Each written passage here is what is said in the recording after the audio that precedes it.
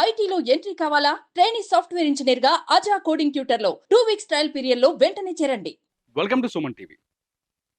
నేను ఒక ఇంట్రెస్టింగ్ టాపిక్తో మీ ముందుకు వచ్చాను. అదే జనవరిలో పంచాయతీ ఎన్నికలు. ఎప్పుడెప్పుడా అటు ఇటు ఏడాదిగా వస్తుంది. సర్పంచుల పదవులు ఊడి, లేకపోతే అధికారాలు పోయి, సర్పంచుల పదవీ కాలం పూర్తయి ఏడాదిగా వస్తుంది. ఊళ్ళల్లో సర్పంచులు కావాలనుకుంటోళ్ళు బాగానే ఖర్చులు పెడుతున్నారు. ఈ సందులో ఒకరు, ఆ సందులో ఒకరు, ఈ సందులో ఒకరు తయారవుతున్నారు. పాపం సర్పంచ్ కోసం, పదవి కోసం ఎవరికైనా ఆతృత ఉంటుంది కదా, వాళ్ళు తయారవుతున్నారు. కానీ గవర్నమెంట్ ఎప్పుడు నగారా ఊదుతుందో, ఎప్పుడు ఎలక్షన్ పెడుతుందో అనేది పెద్ద క్వశ్చన్‌గా మారింది. కాకపోతే ఇప్పుడున్న క్లారిటీ ఏందంటే, జనవరి 7వ తేదీ నాటికి సర్పంచ్ ఎలక్షన్స్ వస్తాయని తెలుస్తోంది. డిసెంబర్ చివరి వారంలోనే నోటిఫికేషన్ రాబోతుందని, వేగంగా సర్పంచ్ ఎలక్షన్‌లను నిర్వహించాలని ఒక ప్రభుత్వం ఆలోచిస్తున్నట్టుగా తెలుస్తోంది. ఇక్కడ జనవరినే ఎందుకు ఎంచుకుంది కాంగ్రెస్ ప్రభుత్వం అంటే, ఇప్పటికే ఇందిరమ్మ ఇళ్లకు సంబంధించిన వ్యవహారాన్ని నడిపిస్తోంది, దరఖాస్తులు స్వీకరిస్తోంది.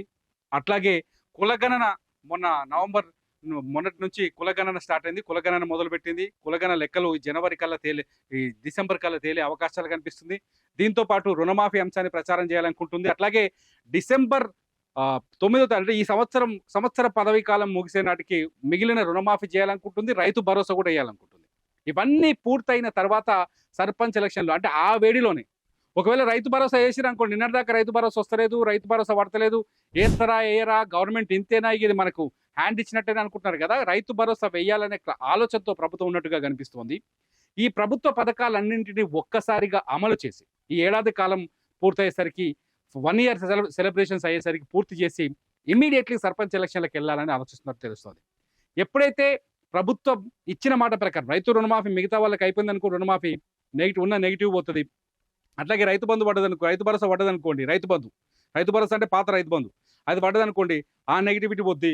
ఎట్లాగో ఈ లోపు వడ్లను కొంటున్నారు. కళ్ళాల్లో ఇప్పుడు ఆల్రెడీ తక్కట్లు వేడి జోకుడు స్టార్ట్ చేసారు. లేట్ అయినా సరే జోకుతున్నారు. ఈలో పైసలు కూడా వస్తాయి ఆ నాటికి. సో ఎలక్షన్ల నాటికి అన్ని పథకాలు పూర్తయితాయి కాబట్టి ఆ డేట్లలో అంటే జనవరి 7వ తేదీ నాటికి సర్పంచ్ ఎలక్షన్లు చేయాలని ప్రభుత్వం ఆలోచిస్తున్నట్టుగా తెలుస్తోంది. సో మొత్తంగా సర్పంచ్ ఎన్నికల విషయంలో కాంగ్రెస్ ప్రభుత్వం ఒక వ్యూహాత్మకమైన అడుగులు వేస్తోంది, వ్యూహాత్మకంగా ముందుకెళ్తోంది. బీఆర్ఎస్కి గవర్నమెంట్కి మధ్య ఒక వార్ నడుస్తుంది, మాటల యుద్ధం జరుగుతుంది. ప్రభుత్వం తీసుకునే ప్రతి నిర్ణయం పైన బీఆర్ఎస్ చాలా స్ట్రాంగ్గా కౌంటర్ ఇచ్చే ప్రయత్నం చేస్తుంది. సో ఇటువంటి పరిస్థితుల్లో ప్రజల్ని తమ వైపు తిప్పుకోవాలన్నా ప్రజల్లో కొంత నెగిటివ్ పెరిగింది. నిజంగా చెప్పాలంటే కొంత నెగిటివ్ పెరిగినట్టుగా చర్చ జరుగుతుంది. కాంగ్రెస్ నాయకులు మాట్లాడుతున్నారు, నేను మాట్లాడుతున్న మాట కాదు.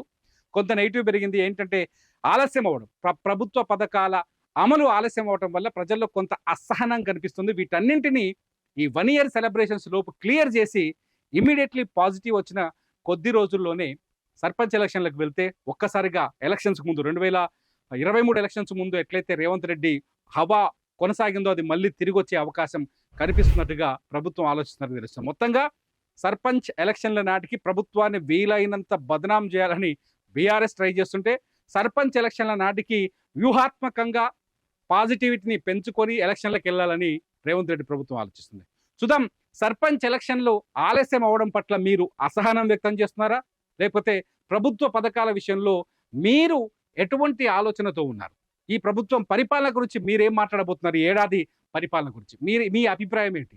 ఈ వీడియో కింద కామెంట్ చేయండి. కామెంట్స్ పైన నేను తప్పకుండా మరో వీడియో చేస్తా. చూస్తూనే ఉండండి సుమన్ టీవీ.